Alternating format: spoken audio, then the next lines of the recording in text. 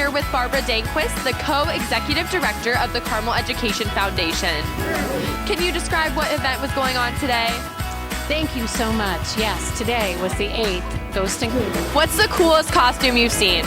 Probably the lion I saw trailing at the end. The Ghostbusters. Yeah, the Ghostbusters costume. My costume. Your costume, what are you? I'm Sonic the Hedgehog.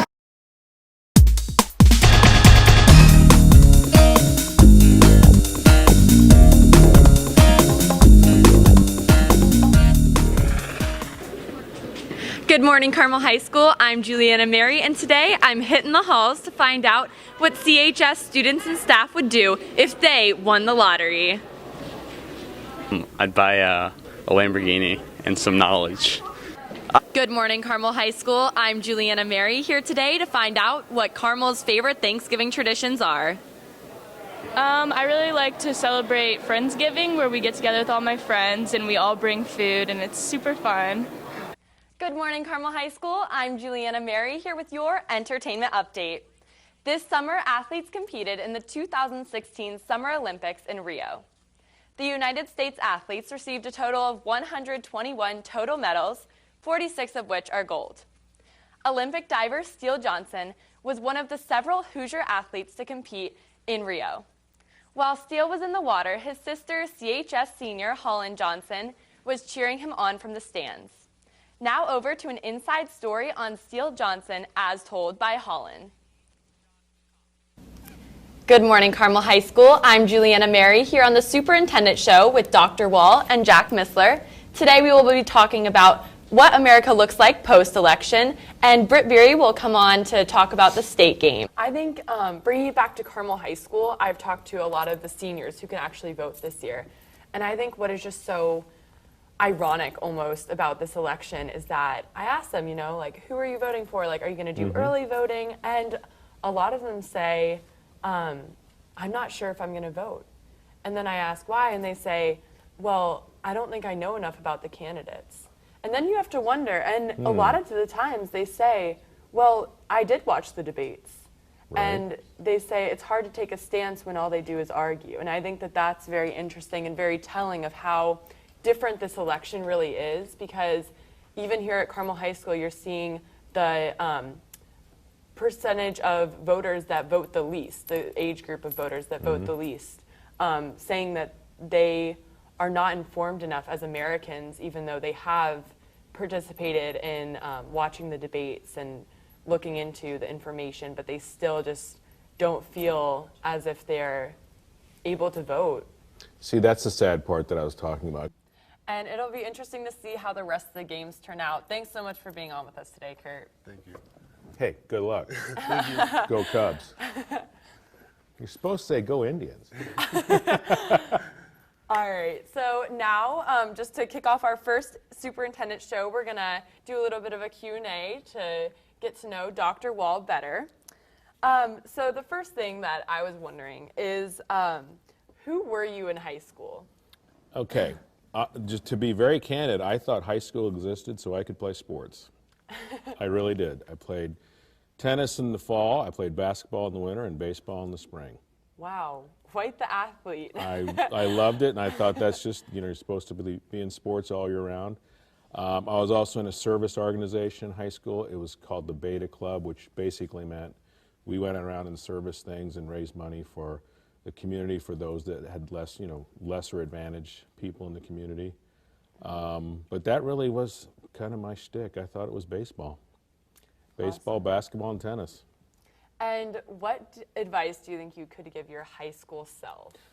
I tell you what, that's a great question, because I would give myself advice to do other things besides sports.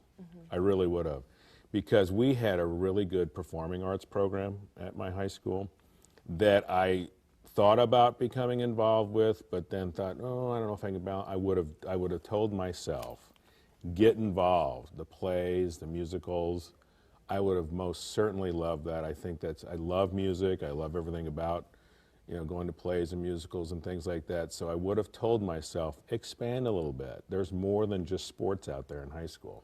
That's interesting you said that. That's on my list. What do you think your biggest pet peeve is? I think, as we talked about earlier about the politicians, I think people should have a chance to speak.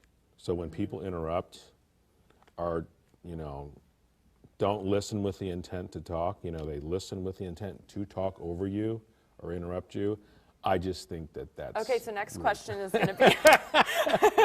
That is a pet peeve of mine. No question about it. Very well played. Good morning, Greyhounds. I'm Julianna Mary here with your entertainment update. Last week, students participated in the homecoming tradition of playhouse building. Playhouse building began many years ago when it replaced float building for the parade. Each grade built a playhouse in only 4 hours that was auctioned off at the homecoming game. Now for an inside look at playhouse building.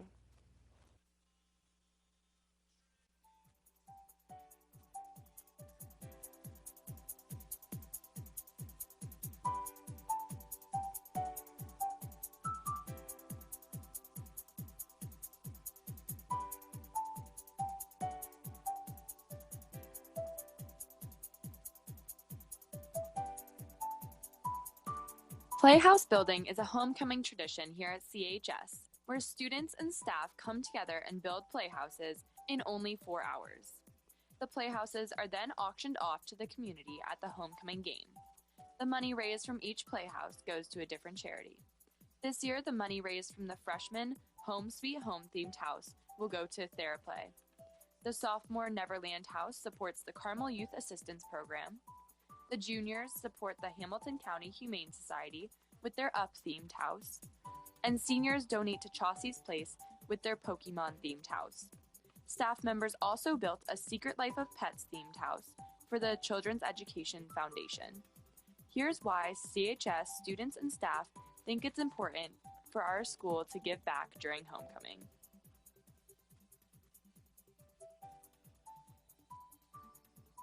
Homecoming is so much more than just celebrating our school. It's about celebrating our community.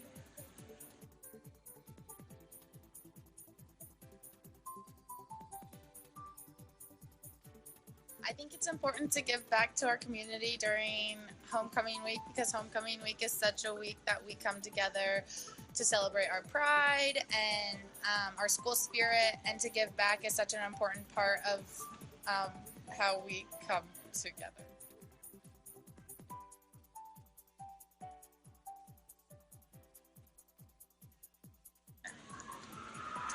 It's important for Carmel to give back to the community because Carmel is such like a tight-knit community, and Carmel High School is like a really big part of that. So I think that making sure that we have like a really beneficial image and that Carmel can really like touch all aspects of our like small community, kind of brings the whole community together, and like the more that we can give back, the more that we can kind of like tie in all the individual parts of the community and really like come together as like a whole.